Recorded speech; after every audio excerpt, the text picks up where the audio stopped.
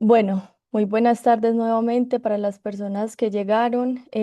Con seguridad en el transcurso de la charla se van a ir conectando más personas, pero también para respetar los tiempos y respetar pues como la puntualidad de los que hoy estamos aquí. em, Vamos entonces a dar inicio a esta charla denominada Manejo de suelos, sanidad y drenajes, claves para la recuperación de banano y plátano post inundación. Muchas gracias a las personas que están acá presentes, que sacaron de su tiempo para esta charla. La idea es que sea algo muy conversado. Hoy traemos un experto, entonces mucho gusto. Mi nombre es Valentina Castaño, yo soy ingeniera agropecuaria. Hago parte del proyecto AgroCien, que actualmente se está llevando a cabo entre la Gobernación de Antioquia y la Universidad de Antioquia. Entonces soy extensionista de la EPSEA de la Universidad de Antioquia y como no soy experta en plátano y en banano, pues traje un colega que es experto. Les presento a Carlos, él también se está aquí viendo por la cámara y ya ahorita pues va a tener la oportunidad de hablarnos. Carlos Corrales Oviedo es un ingeniero agropecuario egresado de la Universidad de Antioquia. Es analista en datos productivos, gestor de proyectos de agricultura y cuenta con conocimientos en auditoría integral de labores culturales en musáceas. Musáceas, todo lo que tiene que ver con cultivos de plátano y banano en este caso. Entonces, Carlos, por favor, me le das siguiente. Gracias. Primero, recordarles también en el chat, acabo de ponerles la asistencia para que por favor nos colaboren diligenciándola. Es muy importante porque con esta asistencia ustedes también quedan registrados para poder hacerles más invitaciones a temas de interés. Entonces, hoy vamos a hablar de un tema súper importante y de una tragedia que ocurrió pues hace algún tiempito ya en Urabá. Entonces vamos a hablar de la resiliencia en Urabá, de esa capacidad de adaptación que tienen ustedes los productores, que tienen los cultivos, esa capacidad de adaptación del suelo también.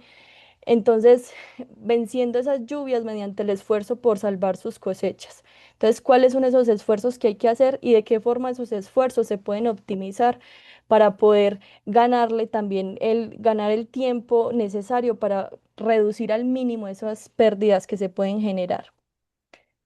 Porfa, Carlos. Yo les voy a dar un contexto breve de qué se presentó a raíz de estas inundaciones en Urabá y ya le damos paso pues a Carlos para que ustedes también puedan como contarnos sus experiencias. Entonces, a raíz de estas inundaciones se presentó un impacto socioeconómico que dejó a Urabá bajo alerta máxima. Dentro de ese impacto socioeconómico se tiene pues que 7.500 familias fueron afectadas, alrededor de 1.200 hectáreas o más de banano y plátano inundadas. Eso que generó que la empleabilidad bajara muchísimo porque entonces, claro, ya los sistemas productivos no tienen cómo sostener tantos empleados y tuvieron pues que sacar muchas personas hasta que se reponga la situación. También a raíz de esas inundaciones se presentaron más de 45 derrumbes, colisión de puentes y suspensión en la navegación de los puertos. Y eso también generó pérdidas económicas en el sector turístico y de logística. Por favor, Carlos. Entonces, vamos a empezar hoy vamos a hablar es de los cultivos, ¿cierto? El contexto era para que más o menos sepamos la dimensión de lo que pasó y de lo que también se afectó en Urabá, pero pues lo que nos trae aquí es el manejo de estos cultivos y cómo recuperamos esos suelos también. Entonces hay una microcrisis, se habla de microcrisis porque a veces son cosas que no vemos dentro del suelo, pero están sucediendo y están afectando drásticamente la producción.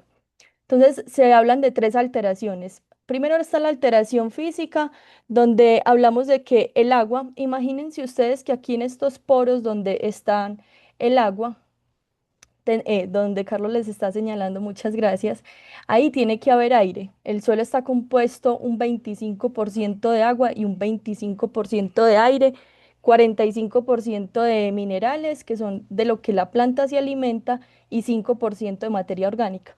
Entonces, si entra agua a esos poros donde se ve la lupa como si estuviera haciendo un análisis detallado, ahí también debería de haber aire, es decir, deberían de haber espacios libres para que las raíces puedan respirar. cuando llega el agua e inunda todo, pues no nos va a permitir esa respiración que necesitan las raíces. Entonces ahí es donde hablamos de esas alteraciones físicas.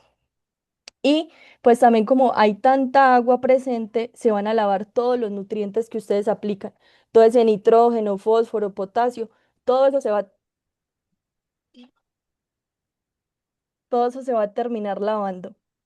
Y pues se va a terminar evaporando, entonces la planta va a ser incapaz de comer esos nutrientes. Hablamos de alteraciones químicas, entonces, ¿qué pasa dentro de las alteraciones químicas? Que cuando hay tanta agua en el suelo, el hierro y el manganeso, que son elementos que la planta necesita, pero en dosis muy pequeñas, por eso son microelementos.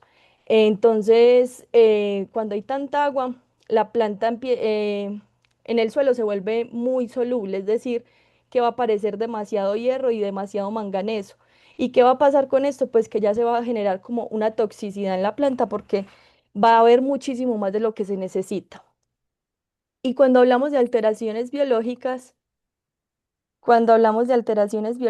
entonces estamos hablando de que como no hay aire, como no hay aire ahí dentro del suelo, entonces los microorganismos que son benéficos y que nos ayudan a que la planta pueda digerir esos nutrientes, por ejemplo, hay microorganismos ahí que nos ayudan a solubilizar el fósforo, es decir, ayudan a que la planta pueda alimentarse del fósforo que hay presente. Cuando el agua desplaza todo esto, ¿qué pasa? Entonces, ya no hay microorganismos benéficos porque son incapaces de respirar, porque no hay oxígeno, y entonces aparecen microorganismos que son patógenos, como cuáles, como una fitóptora, como un fusarium, y empiezan a hacer pues todas esas alteraciones a la planta, y por eso se disparan tanto las enfermedades y las plagas, que ya lo vamos a hablar pues más adelante. Entonces, todo eso son consecuencias que pasan a raíz de las inundaciones, consecuencias a nivel suelo, ¿cierto? Después de esto ya vienen pues entonces alteraciones al nivel de las hojas, de los frutos. Entonces ya pues Carlos, que sí es el experto en musáceas, pues nos va a empezar como a hablar de todo eso. Entonces, Carlos, adelante, te doy la palabra y muchas gracias. Bueno, muchas gracias Valentina, muy acertada la información que acabas de mencionar. Yo quería agradecer a algunos colegas que están aquí presentes, ya veo que se están sumando también productores ya. Entonces, quiero primero que todo agradecerles a ellos por sacar un rato de su tiempo para estar aquí. Y quería quizás iniciar con una pregunta introductoria, no solamente para aquellos que han trabajado en musáceas, porque eso también se puede presentar en algunos cultivos que no son, no tienen tanta tolerancia a una correntía, a unas precipitaciones tan altas. Y es para quienes deseen pues, responder esta pregunta es cuál es esa sintomatología que ustedes como productores o algunos colegas que están aquí notan en sus plantaciones debido a esta asfixia radicular por ahogamiento. Entonces, aquellos que tengan el conocimiento pues, de alguna sintomatología, les doy este espaciecito para que mencionen alguna de esas por chat o quienes desean activar el micrófono y mencionar alguna también pueden hacerlo. Si no, yo continúo con aquellas que son evidentes aquí en Musacias.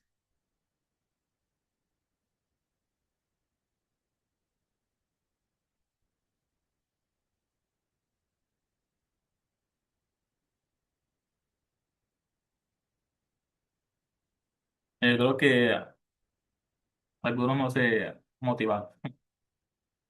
Pero bueno, continuar. Igualmente, la información está aquí. Y hay que hacer, antes de continuar con el tema de cuáles son esas sintomatologías que nosotros vamos a observar en las plantaciones, es que para ello no solamente es de observación, sino que nos va a permitir a nosotros tener una intervención oportuna sobre el cultivo y tomar decisiones acertadas. Pero ¿cuáles son ellas? Y muchos de los que quizás están aquí han notado no solamente en musáceas, sino en otras plantaciones el tema de la clorosis. Y esto puede ser un amarillamiento generalizado no solamente en toda la lámina de la hoja, sino también en bordes y en la punta. Son tres formas en las que se puede evidenciar y todas tres están asociadas a a la deficiencia de tres elementos en específico: nitrógeno, potasio y calcio.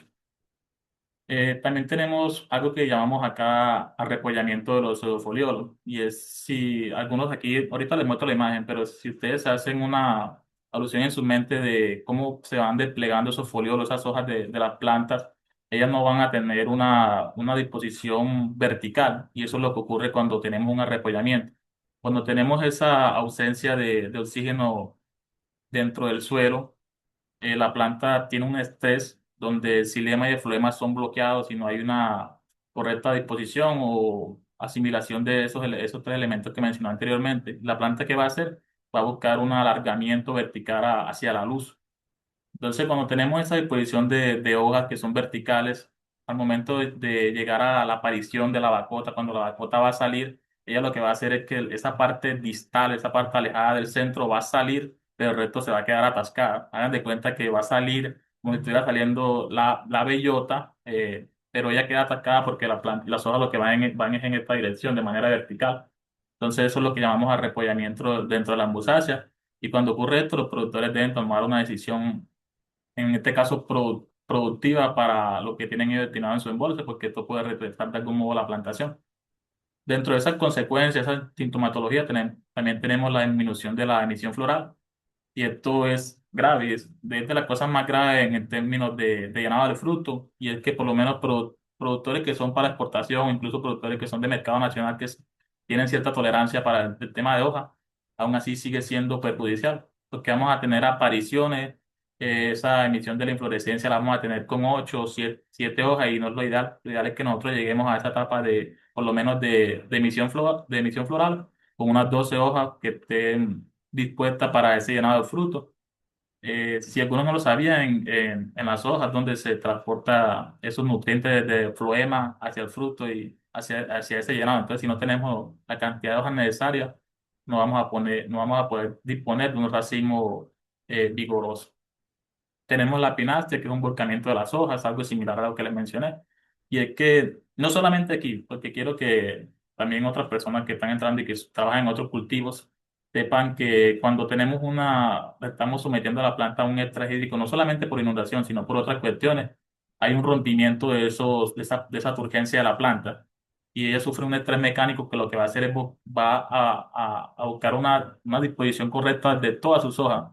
Ella dice, por dentro estoy teniendo un estrés, yo tengo que arreglarlo o corregirlo. Entonces, ¿cómo voy a mostrar esa evidencia? Y es que los foliolos se van a partir, o sea, la hoja va a volcarse. Pero porque está buscando un equilibrio interno de esa turgencia. Entonces, eso puede ocurrir cuando estamos sometidos a la planta, al cultivo, a un estrés.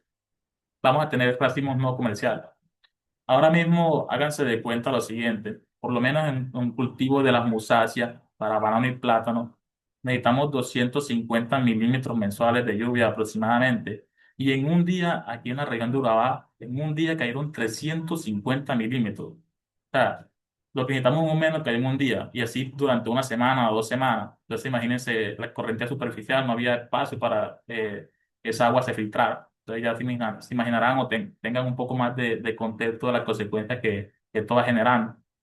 Vamos a tener bacotes de pequeño tamaño, la aparición con pocas hojas, retrasos en esa aparición, retrasos en el retorno. Y esto es primordial en el retorno, porque algunas personas quizás no conocen este concepto, pero el retorno hace referencia a cuántos racimos yo puedo tener en una unidad productiva en un año. Y normalmente uno sabe pues que un racimo no, me va comercialmente a mí un racimo por plantación, pero hay retornos que incluso llegan hasta 2, 1,7. Eso significa que va a tener un racimo y un 70% del otro. Pero cuando se muestran estas condiciones, lo que va a tener es que ese retorno se va a atrasar. Lo que yo tenía planeado o dispuesto a nivel productivo para aparición de una planta o para tener por lo menos 1,7 racimos al año, no voy a llegar. No va a llegar porque la planta está bajo un estrés que no es tolerable para ella.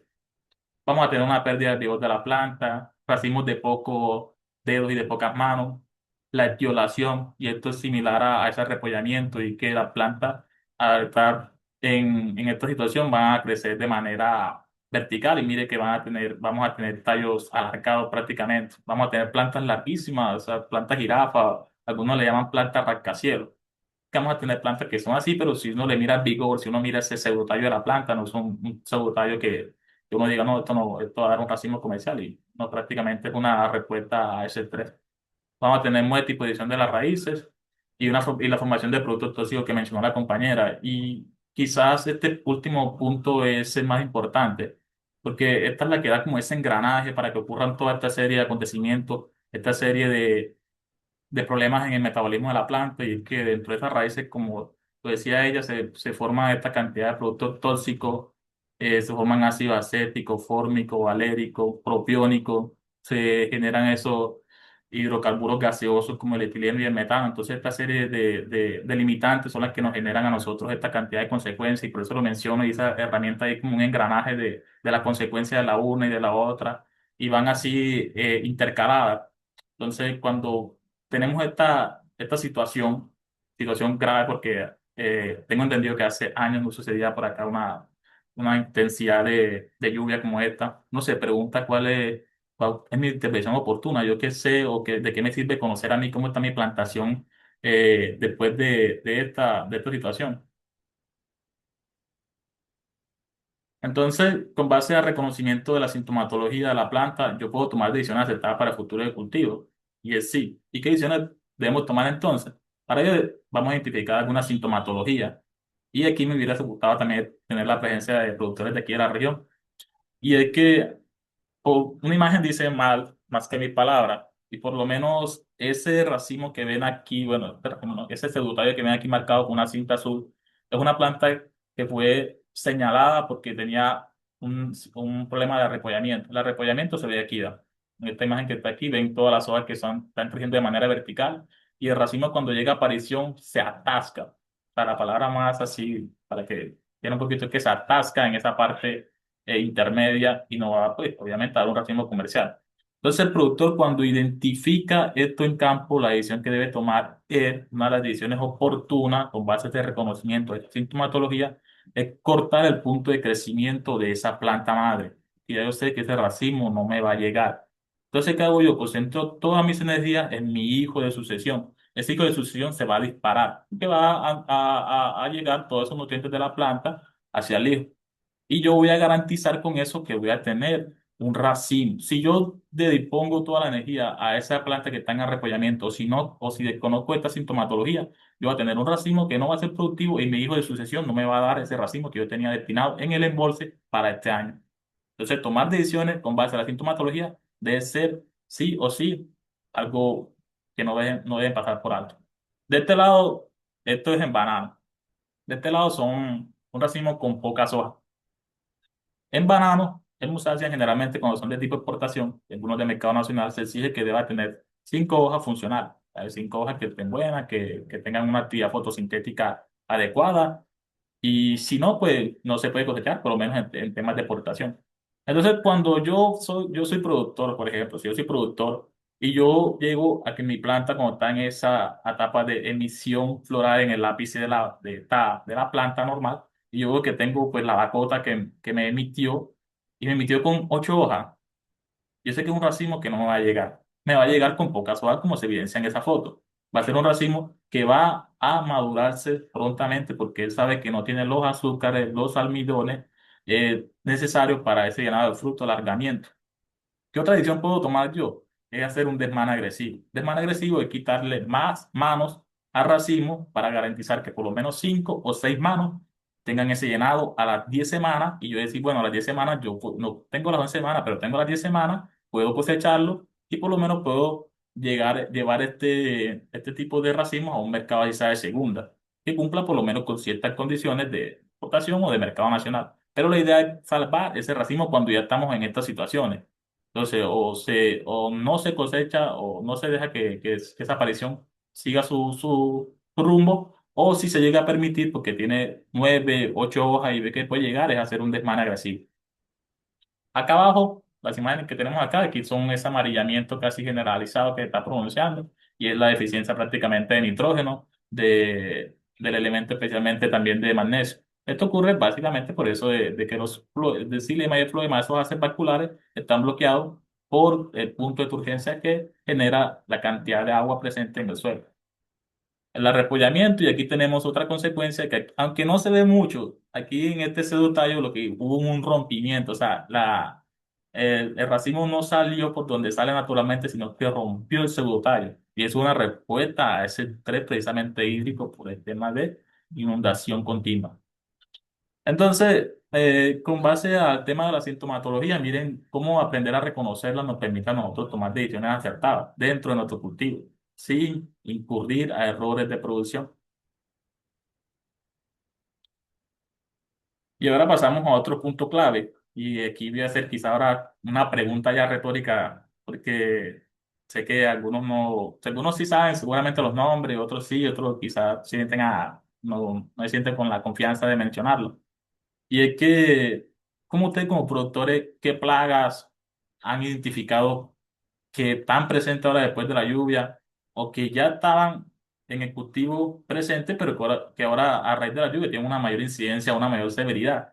Y es que se dispara la presencia de alguno o se reduce la presencia de alguno también, puede ocurrir ambas cosas.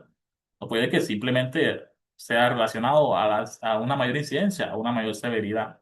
Y normalmente en estos casos, cuando tenemos lluvia, lo que vamos a tener es una mayor incidencia y una mayor severidad por el tema de plagas y enfermedades o la aparición, desafortunadamente, de algunas que no quisiéramos tener, pero desafortunadamente van a estar. Y quisiera iniciar con la primera, que es el mal de todo, porque esta no la podemos erradicar, tenemos que convivir con ella y tenemos que tenerla a un nivel latente bajo. Y es el tema de cigatoca negra. Ven, con el tema de la lluvia, esa humedad y esta precipitación continua fue el ambiente perfecto para ella. O sea, ella busca este momento, esta situación y lo encontró. Ya uno sabía que con el tema de la lluvia íbamos a presentar temas de poca hoja y de afectación por este hongo a las 9, 8 semanas, incluso antes de que llegaran, por temas pues, productivos y análisis que hacen acá en el tema de producción, por lo menos en banano. Y el tema de cigatoca negra, si algún productor acá, porque puede decir, "Ay, yo tengo altos niveles de cigatoca negra en mi plantación, este hongo me está acabando, no me está dejando pues, tener una actividad fotosintética correcta, o sea, me está llevando a que la cirugía, a que ese deshoje sea excesivo". Entonces se preguntarán, "¿Yo cómo puedo combatirla ahora?". Y hay una serie de grupos químicos que son buenos. Están los triazoles, están las aminas, están los benzoatos, los benzimidazoles. Hay una serie de grupos químicos que son adecuados para el control de cigatoca. Y ya en este caso uno entraría a mirar pues, el tema de, de por lo menos la cantidad que yo debo adicionar, la dosificación. Y son temas que uno ya considera dependiendo la cantidad, la densidad de siembra que yo tengo, la cantidad de afectación que yo tengo por planta. Y es bueno que por lo menos ustedes como productores o algunas otras personas que están aquí presentes tengan en cuenta que hay afectaciones por ciertos hongos que uno le puede incluso acabar casi el 60% de la producción si uno se descuida o se atrasa en ello. La bacteriosis que anteriormente se le denominaba Erwinia, hoy en día es Dickella, y el moco de banano son afectaciones bacterianas, una más grave que la otra, por lo menos el moco de banano, que es Ralstonia solanacearum, que también aparece en algunas solanaceas, pasado. Ella tiene una afectación grandiosísima, que ya va a atacar prácticamente la parte interna del pseudotallo, va a atrofiar esos haces vasculares y prácticamente cuando una plantación tiene moco o en banano, si se hace el reconocimiento oportuno, ya no es una decisión que debe tomar el productor, sino que tiene que llamar a entidades capaces de controlar esto. Y en este caso sería LICA. Cuando usted presente tenga la sintomatología de una planta con moco, que es un amarillamiento, pues se le llama marchites por moco también. Ataca estas hojas adultas, prácticamente hojas adultas, a veces algunas hojas jóvenes. No se tiene como que tal un consenso de cuál ataca, pero sí es un marchites, genera una marchites en la plantación. Y cuando no se tiene certeza de eso, lo mejor es llamar y marcar esta planta como una planta sospechosa, porque esta bacteria una vez entra a la plantación, la puede transmitir por el deshoje, por el desmache, por cualquier otra labor que esté dentro de su plantación. Incluso, no solamente pues sea, por este tipo de herramientas, sino por agua. Y eso es lo que vimos nosotros hoy en día, inundaciones. Yo conocí alguna finca donde anteriormente había moco o había algunos focos de moco, pero por el tema de lluvia aparecían 6, 7 focos. Entonces, es una forma en la que se prolifera esta bacteria. Entonces, hacer una marcación oportuna sobre esta enfermedad es clave porque esta sí puede erradicar hasta el 100% su plantación, si usted se descuida y no hace la marcación oportuna sobre ella. Y tenemos otras ya de incluso de menor impacto, que son nematodos, monturita, la mosca guarera, oye, y esta también va a aparecer mucho. Y acá abajo tenemos una serie de efectos. Por lo menos aquí tenemos un daño de colapi, de mosca guarera. Y por lo menos ahora que estamos teniendo racimos que no van a ser productivos, nosotros, los productores lo agobian, toman ese racimo, lo repican, y aunque se le agregue cal, a veces va a estar la mosca allí, la mosca, y ella lo que va a generar es un daño también en esos racimos tiernos que están en aparición. Entonces, tener un control sobre ella, trampa de feromonas o control de ella es indispensable y va a tener una alta aparición para esta temporada de lluvia. Vamos a tener el picú negro, el picú amarillo. Este quizás es de lo que más afecta incluso a la producción bananera también, porque ella es lo que hace es como que generar una cámara, él se mete dentro del pseudotallo y comienza a generar un daño en las raíces, comienza a generar una galería, donde lo que va a hacer es debilitar la planta y es donde, por ejemplo, bacterias como el moco y erwinia entran y atacan a la planta con con un mayor daño, porque la planta no va a tener una buena respuesta. Cuando una planta está débil no tiene una buena respuesta, igual que uno. Entonces, el tema, por lo menos aquí, para el control de picú negro y amarillo, son trampas también, trampas de feromonas o uso de hongos entomopatógenos como Beauveria. Una vez se coloquen esas trampas, atacarla en simultáneo para que este no tenga una posibilidad de escape. Y tenemos Colapis, Ceramida viride, que ya son, aquí por lo menos esta imagen que es tan grande, tenemos la larva de Ceramida joven y lo que va a hacer es un daño, pues un rompimiento de esas hojas en la parte periférica. Y es una díptera. Y el Colapis, coleóptero, y ellos van a tener un ciclo completo. Vamos a tenerlo en huevo, en pupa, en larva y en adulto. Entonces, conocer el ciclo también de ambos nos permite a nosotros hacer un mejor control de ellos y estar muy atentos. Para esto, algunos pues utilizan algunos larvicidas, algunos incluso utilizan una molécula que quizás aquí no quisiera mencionar, pero sé que muchos utilizan. Pero quizás en este caso el control oportuno y cultural es el tema del embolse para aquellos productores que trabajan con embolse y el control de ella es sí o sí embolsarla a tiempo porque por el tema de reglamentario de normativa y demás no se permita ese uso de ciertos plaguicidas para cierto control de ciertas plagas. Entonces el control cultural es clave y aquí dentro de esto también hay otras muchas más, pero estas son las que generan un poco más de importancia económica entre el cultivo y que pueden dañar el tema, en temas de producción por hoja, por tallo y general. Bueno, este es un tema que si el productor no se descuidó o no, pues fue una sorpresa quizás para muchos, y es el tema del drenaje. Pero una plantación no tiene drenaje, no tiene una respuesta a una problemática como esta. Si yo tengo mi drenaje en mal estado, es desagüe. Algunos, para los que hubo inundación continua dentro del cultivo, pues ya ni el drenaje pues iba a salvar a salvaguardar esta situación. Pero para aquellos que sufrieron de correntía superficial y no tenían, pues, estaban descuidados por los drenajes, sí es una serie de como de no tener presente el tema del desagüe. Entonces, y vamos aquí a otra pregunta retórica, es cómo afecta a mi producción el tener o no tener una correcta planificación de un sistema de drenaje o de desagüe. Y, y la respuesta para ella es que afecta demasiado.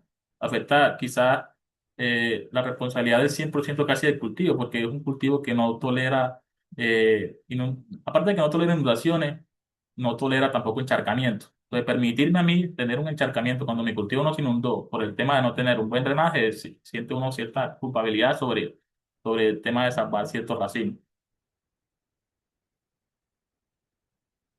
Entonces, y aquí quería hacer hincapié sobre alguna cosa al momento de hacer una planación de una red de drenaje. En producción de alta escala, lo que hace es un levantamiento más que todo topográfico. Acá abajo se alcanza a ver una imagen de una ejemplificación que tomé. Y muchas de las líneas que no se ven ahí cercanamente son una red de drenaje. Entonces, ¿qué se hace para ello? Se tiene que hacer un análisis de perfil de suelos, se hacen estudios fratimétricos, que son una serie de lecturas de pozos que me permitan ir, saber el flujo del agua y también la altura de ese nivel freático, la lectura de las curvas incluso permisos ambientales. Y esa lectura de curvas tienen dos nombres ahí que quizás parezcan extraños y son curvas isobatas. Y esto es lo que permite, por lo menos cuando usted quiere establecer su cultivo, usted quiere comenzar a establecer desde el inicio y quiere establecerlo bien, es importante hacer esta lectura de esos posts. ¿Y qué me generan a mí esas curvas, por lo menos en la isobata? Es que me permiten a mí leer la profundidad a la que está ese nivel freático, o sea, cuánto sube y cuánto baja cuando hay lluvia y cuando no hay lluvia. Y las isogirsas son unas curvas que me permiten a mí determinar el flujo del agua, en qué dirección va.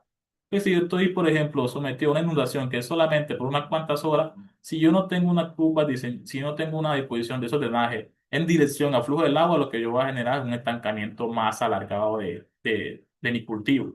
En cambio, si yo hago esto con dirección al flujo del agua, con conocimiento sobre mi nivel freático, yo voy a tener oportunidad de que mi cultivo, aunque se inunde, tenga un desagüe más rápido que si yo no tengo una correcta asimilación de no hacer esto de no hacer esto como debe hacerse. Entonces, dentro de esta serie de canales o de desagües existen los primarios, los secundarios, los terciarios y los cuaternarios que ya son dentro de la plantación. ¿Y qué me permite a mí cada uno? Es que si yo conozco el cauce natural de un canal primario, que es donde van a parar todos los demás, es que yo a partir de ellos puedo diseñar el terciario, el secundario y el cuaternario. Esos secundarios terminan en los primarios, los terciarios pasan a los secundarios y los cuaternarios pasan a los terciarios. Si yo tengo una buena disposición de cada uno de ellos y el desagüe va en el flujo correcto, cuando la plantación sufra temas de inundación y corrientes superficiales, que los desagües van a ser más rápidos y no va la plantación a estar sometida a tantas horas de inundación.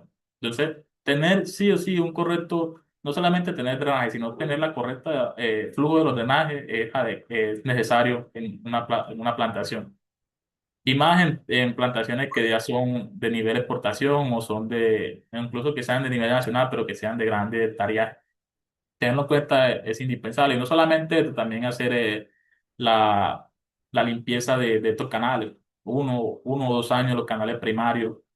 Cuando se haga esa limpieza de esos canales, retirar todo ese material que queda allí. A veces, yo cuando hacía lecturas de canales en la finca, es un trabajo muy bonito. Hay unos trabajadores que hacen unos canales dentro de la plantación, de canales terciarios y cuaternarios muy bonitos, pero a veces pasa el tema de la cuadrilla, el tema del desoje, el tema incluso del embolsador, porque cuando hacen el desmane, y esas manos que caen que tiran ellos, a veces sin querer, la secuencia, caen a los canales, el desoje de la cuadrilla cae a los canales, los jumbolón caen a los canales, toda esta serie de desechos o de material que se trabaja dentro de la plantación van a terminar a los canales y lo que van a generar es que no haya un correcto paso del agua. Eso va a generar un estancamiento, va a generar una sedimentación. Y cuando un lugar de eso se sedimenta, el trabajo que puede demorar un año pasa a demorar 3 meses. Entonces, por eso creo que dentro de las plantaciones y dentro de los trabajos de los coordinadores de campo y de los auditores, es por lo menos esa insistencia en que esos canales estén limpios, y no por el tema de que uno lo quiera ver limpio, sino por el tema de la sedimentación. Quizás los canales es el tercer rubro más costoso para las empresas, aparte de la fumigación y de la fertilización, el trabajo de para es un trabajo costoso. Entonces, que un trabajo costoso se va dañado en un solo día incluso, que usted lo termina hoy, la cuadrilla está pasando hoy por allí y ahí cae la hoja o ahí cae el hijo de cuando hacen el desmache, que hacen esos hijos de sucesión de descarte, incluso a veces caen, no directamente por decisión del que hace la labor, sino que caen y no se dan cuenta y ahí me genera el tema de sedimentación. Entonces, no solamente tener en cuenta que hacer buen drenaje, hacer buenos drenajes internos de la plantación, sino también que las labores que realizan los operarios dentro del cultivo no perjudiquen este tipo de labor tan costosa. Entonces, llegamos al punto más importante y es este protocolo de recuperación post inundación. O sea, ¿cuál sería mi plan de acción agronómico para estas plantas en estado crítico? Para ver como productor qué decisión puedo tomar. O sea, con base a todo a lo que ya hemos visto y con base a mis conocimientos en mi experiencia como productor, ustedes allá quizás pensando entre sí que no, yo haría esto, yo haría esto otro. Porque no lo hemos planeado, no hemos ido a planear la fertilización o generar un plan agronómico para un cultivo que va a prestarse a condiciones que uno puede tolerar en cierto momento. Yo tolero cierta cantidad de agua en cierto mes, pero yo no tolero cierta cantidad de exceso de precipitación en este mes. O sea, no estoy preparado para algunas cosas, pero no cuando van a suceder. ¿Y cuando suceden, qué decisión debo tomar yo entonces? Entonces, con base a eso, una de las lecturas que hicimos al inicio es ver esa planta madre. Si yo veo que si la planta madre no va a tener un futuro, yo debo trabajar con ese hijo de sucesión, sí o sí. Y debo trabajar y incluso quiero adelantarme a algo que puede trabajar en forma inversa. Y es que cuando nosotros estamos en el tema de inundaciones, nuestra fertilización no puede ser edáfica, no puede ser en el suelo inmediatamente, porque algunos sí incurren en errores de que ya se pasó la inundación, ya mi cultivo desagüó, ya yo hice la corrección de los drenajes, ya yo compré el fertilizante edáfico y a las 2 o 3 semanas que ya desaguó, entonces yo comienzo a hacer una fertilización edáfica con elementos que se supone que uno creería que la planta va a absorber en ese momento y no va a haber esa absorción edáfica de ciertos elementos. Entonces, aquí lo que muestra en un principio esa aplicación edáfica para asimilación de óptima de fósforo, de esa materia orgánica, en este caso puede ser cadenaza, o la cal dolomítica rica, que es rica en calcio y en magnesio. Esto es más que todo para darle esa disposición al suelo para poder darle esa nutrición a la planta. Por eso acá de este lado dice, debido al estado de la raíz de la fertilización es exclusivamente foliar durante 6 a 8 semanas hasta que haya emisión de nuevos hijos. De 6 a 8 semanas, más o menos en promedio, uno debería esperar para comenzar a hacer esa fertilización edáfica. O sea, ya aquí en este punto lo que yo estoy asimilando es que ya pasó esa inundación, ya ha pasado el tiempo prudente, ya yo le suministré a la plantación materia orgánica, ya yo le suministré a la plantación calcio y magnesio para generar un buen correcto uso del suelo y ahí sí suministrar la parte edáfica. Eso es lo que supone que un inicio. Si no, si la planta más de futuro se trabaja edáficamente, sí se pasó ese tiempo prudente y si se le suministró ciertos elementos necesarios para el suelo. Entonces, una de las estrategias cuando uno presenta esta situación y lo veíamos en finca era que si yo en el suelo no puedo suministrar porque todavía me está cayendo lluvia, porque todavía tengo el correntear superficial, es la fertilización a través del tronco, del cerotallo, con topiván o foliar. Porque esas plantas que están en etapas de diferenciación, que van a entrar a etapas de diferenciación a las 24 semanas, o plantas incluso más jóvenes que yo sé que voy a tener que llevar a ese proceso todavía de alimentación, en este caso la planta ya en etapa de diferenciación, lo que me va a demandar a mí en gran cantidad va a ser potasio y boro para el desarrollo de esos órganos. Entonces, yo como le suministro a esa planta esos elementos si yo edáficamente el suelo lo tengo inundado, o por lo menos lo tengo aún por cierta cantidad de agua que no me permite hacerlo o que las raíces no están dispuestas aún para esa absorción. Entonces yo tengo que buscar estrategias que sean a través de sedotallo, con fósforo, con nitrógeno, con fósforo o foliares que tengan altos contenidos de aminoácidos, que tengan también nitrógeno, que tengan óxido de potasio o que tengan estos ciertos elementos que dan estas características adecuadas para el desarrollo de estos órganos de la planta, especialmente de las hojas. Esta recuperación física habla básicamente de esos canales, que una vez pues haya pasado la inundación, lo que yo debo hacer es una reconstrucción de canal. Debo destaparlo, debo recuperar no solamente esa parte por donde transita el agua internamente de la planta, sino la periferia de ella misma, porque aunque usted destape los cuaternarios, los terciarios, los secundarios, el primario, si el primario no tiene un correcto desagüe, porque a veces incluso hay temas de información, porque hay lugares donde esos primarios no van a estar desaguando. Entonces yo tengo que ir mirando qué está pasando, porque no me están desaguando si yo estoy haciendo un trabajo interno bien. Y es que a veces hay otras situaciones que son externas y que son más complejas y hay que mirarlas y considerarlas. Y el tema de la consolidación foliar es lo que les mencionaba también anteriormente, es la aplicación de fertilización foliar con nitrógeno, fósforo y magnesio para tener ese correcto, aparte de brindarles desarrollo a la plantación, como tal el crecimiento, garantizar esa soja en un buen estado para ese llenado de fruto. Y mira, aquí tengo una nota aclaratoria, y es que se lo menciona, después de una inundación, la fertilización debe ser vía foliar. Solo hasta que el sistema radicular de la planta se recupere completamente, ahí sí se debe empezar con el tratamiento edáfico en el suelo. Porque si yo lo trabajo edáficamente, por lo menos el tema de fertilización. No estoy hablando de darle disposición al suelo con cal dolomítica, por ejemplo, o darle esa estructura con materia orgánica al suelo. Eso es diferente. Y otra cosa es darle elementos en estado casi puro para que lo absorba cuando la planta está en un estado donde esos haces vasculares están obstruidos, realmente están obstruidos o están reventados por el nivel de turgencia que tuvieron internamente. Haga de cuenta que usted está tomando agua, mucha agua, mucha agua, mucha agua, y va a llegar a un punto donde usted va a explotar. Eso ocurrió literalmente dentro de alguna plantación. Luego hubo un rompimiento de esa turgencia al interior de ese flujo de agua de la plantación. Entonces, cuando ocurre esto, no va a pasar. Y también pasa también con el tema de enfermedad. Cuando a mí se destruyen los artes populares por el tema de moco, y aquí no fue una enfermedad, Fusarium raza 4 tropical, que ya todo un nivel complejo ya y presentar esta situación en una plantación de esta, sí es grave, porque ella sí literalmente destruye el paso de nutrientes hacia la plantación y genera una marchite casi acelerada de la misma. Entonces, quizás ya para finalizar un poco esta charla, pero no haya sido tan cansón, que hay que tener un poco de verano incluso en pleno invierno. Hay que guardar la calma, incluso cuando vemos que la situación se nos cala, se nos sale de las manos.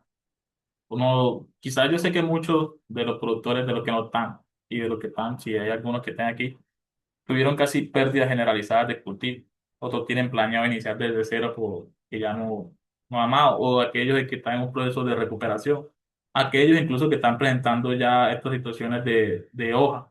Y yo sé que muchos están presentando ya el tema de hoja. El tema de esas bacotas pequeñas las van a ver mucho en la plantación.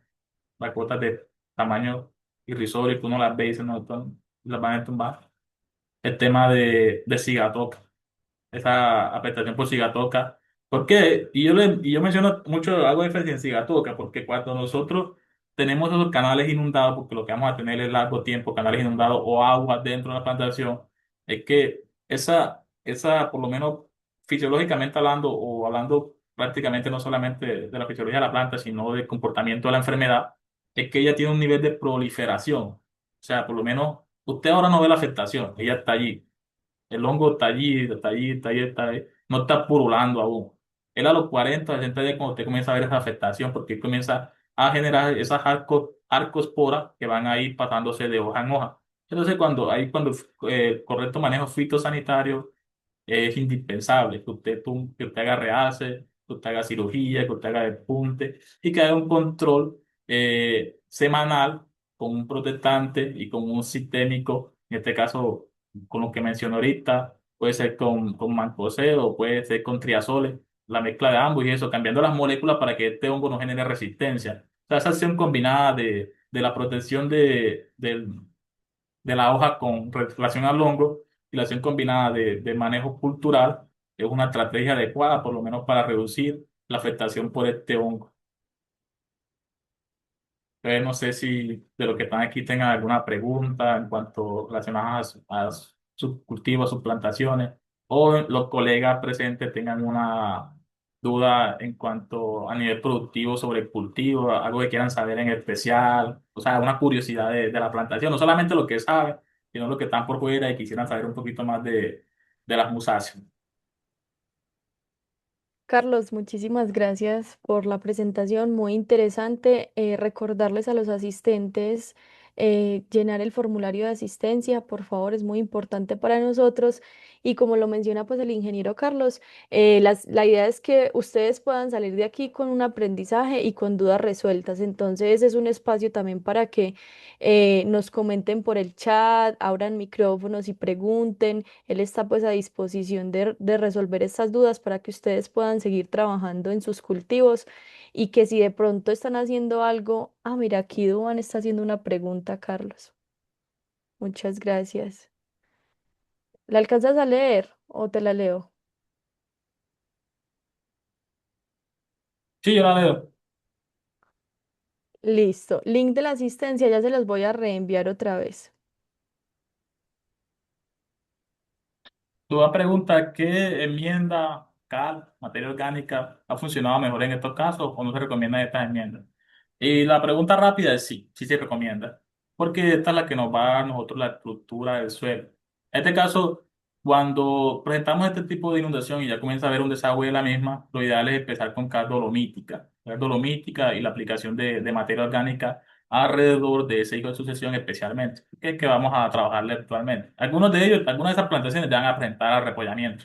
En esa 1 o 2 semanas que, por ejemplo, que tuvo la plantación de inundación, va a presentar arrepollamiento.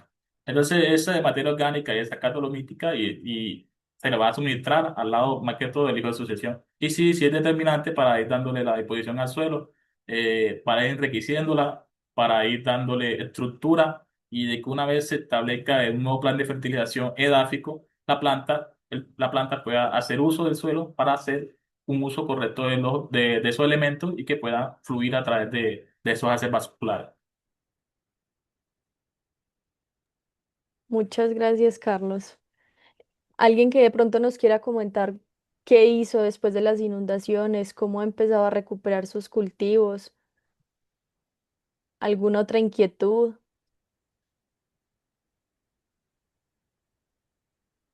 Ahí tenemos una de Duan.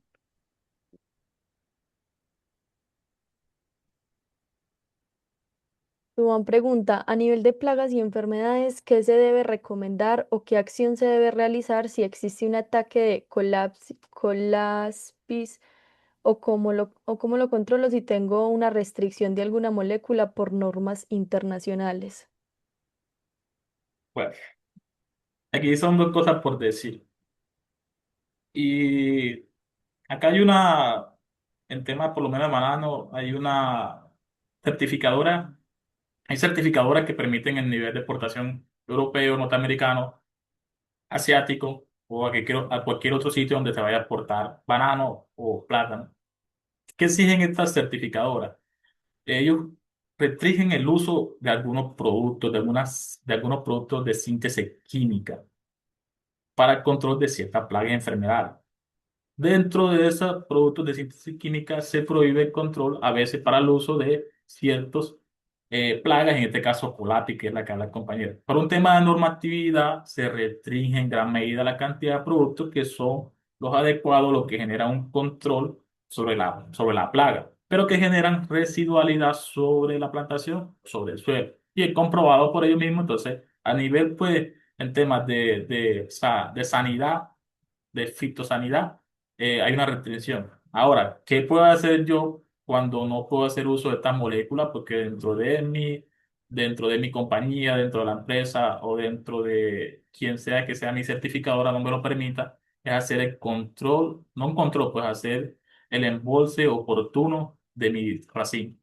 Porque lo que hace Colappi es atacar esos dedos blancos, se mete sobre ella, se mete sobre ellos y genera ese daño interno.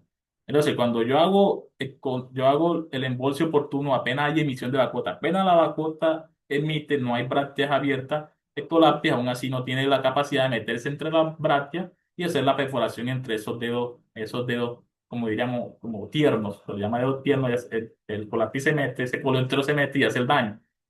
Esa bolsa tiene dos ingredientes activos que son un repelente para ello. Tiene bifentrina y piriproxifen. Estos dos ingredientes activos lo que hacen es repelar la presencia de este colapi. No, no en 100%, pero sí en gran medida. Hay fincas que sin un embolse oportuno, porque el tema es en el embolse, si no hay un embolse oportuno, el colapi va a tener la oportunidad de ingresar. Entonces, es por ello primordial que cuando se haga esta labor, no se le permita por lo menos que haya 3 o 4 brácteas abiertas, que, o sea, que la vacuna está aquí y las brácteas comienzan a abrir, a abrir, a abrir. Esas brácteas comienzan a abrir y que el ingreso de coleóptero, de este caso de colapio, ingrese. Eso es lo que queremos evitar. Y lo repelamos con los ingredientes activos que tiene esta bolsa que trabajamos pues, en la empresa, pues, en temas pues, ya de grandes producciones, que es donde hace más este daño porque es más difícil de controlar. Muchas gracias, Carlos, muy claro. Danis nos pregunta, cuando se aplica el plan de recuperación que mencionaste, ¿cuánto tiempo se debe esperar para ver el resultado o esto está limitado directamente por otros factores? Hay varias formas de verlo. O sea, uno pone un tiempo prudente y es de 6 a 8 semanas. Pero ¿qué pasa si yo, por ejemplo, esperé 4 semanas y la quinta semana y sexta semana vuelve a caer un alto nivel de... Estas lluvias comienzan a renovar, porque así pasó acá. O sea, que cayó durante 1 o 2 semanas, se detuvo, volvió a caer, se detuvo, hubo un veranillo y otra vez empezaron, por ejemplo. Entonces, el tiempo prudente está siempre y cuando el nivel de precipitación disminuya, o sea, la intensidad en la que cae el agua, eso, la intensidad en la que caiga, uno ir mirándola, o sea, y por eso tengo que tener dentro de mi finca un pluviómetro que me determina a mí cuánta agua me está cayendo y ahí sí, con base a eso, tomar decisión. Pero el tiempo prudente son 6 u 8 semanas y yo veo que la precipitación disminuyó en este es un tiempo prudente para iniciar. Y está limitado, pues, como menciona ahí, a otros factores, a los ambientales que son difíciles de escapar y hablo específicamente de la lluvia. Listo, Carlos. Acá nos pregunta Sandra, desde su experiencia, ¿qué aspectos técnicos o económicos se analizan para decidir entre recuperar un cultivo inundado o establecer uno nuevo? Bueno, en la teoría, un cultivo que demora 36 horas sometido a inundación, más de 36 horas, 70, incluso, alarguémonos más, 72 horas. Un cultivo cuando se encuentra bajo estas situaciones, esa parte aparte, bueno, además de que el daño radicular ya está, no va a haber casi una recuperación. Yo considero que cuando una vez pasa la inundación y el cultivo generalizada, de forma generalizada se ve en una condición crítica de hoja, de arrepollamiento, de esas plantas que están a punto de parir y que parieron en esa situación. Si usted ve, por lo menos, no digo que toda la plantación, pero sí ciertas tareas van a tener que disponer por completo un trabajo nuevo.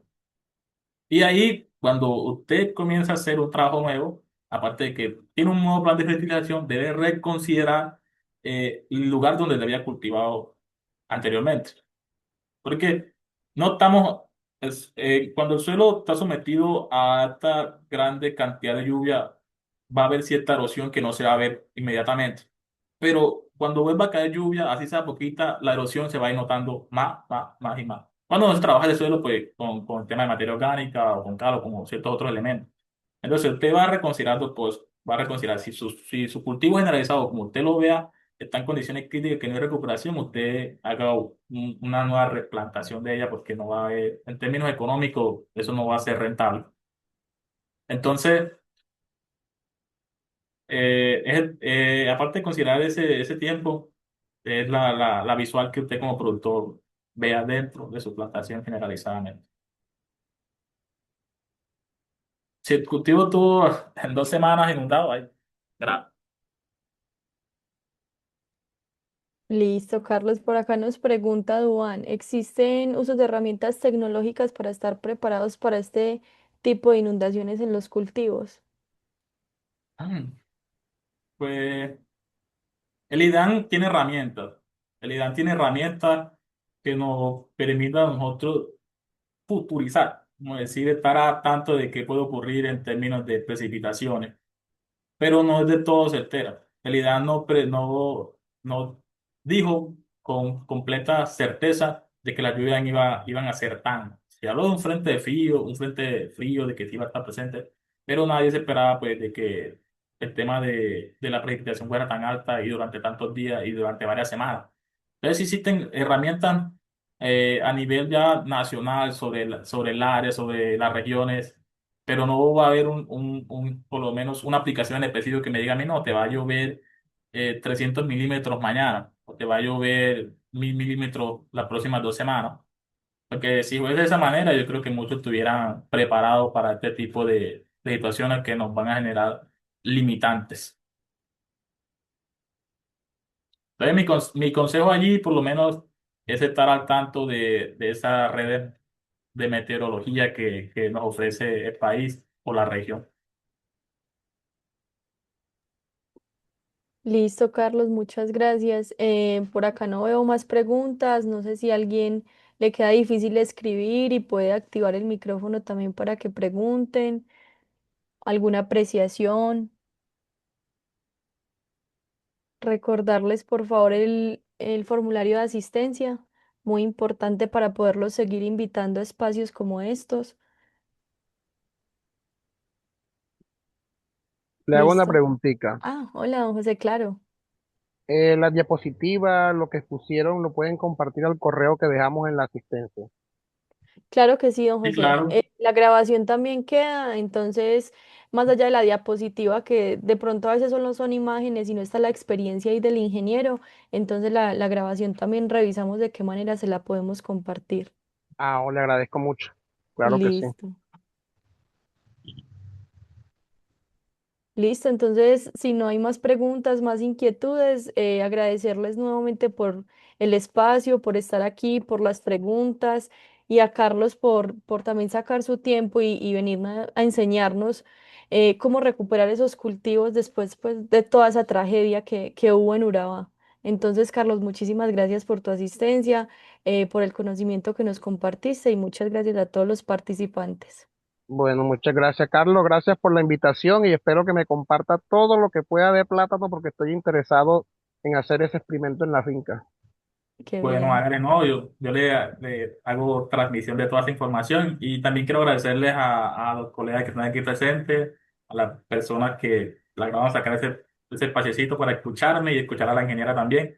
Y usted sabe que Y muy pronto va a conocer la finca porque usted cuando vayan de su mamá, quedamos ahí cerquitica, en el Sabalito. bueno, ya voy a estar, allá vamos a estar trabajando eso, yo. Claro Qué que sí. bueno, qué bueno. Bueno, listo. Bueno, Muchas muchas gracias. gracias. Que tengan una feliz noche. Muchas gracias. Bendiciones. Chao. Bendiciones.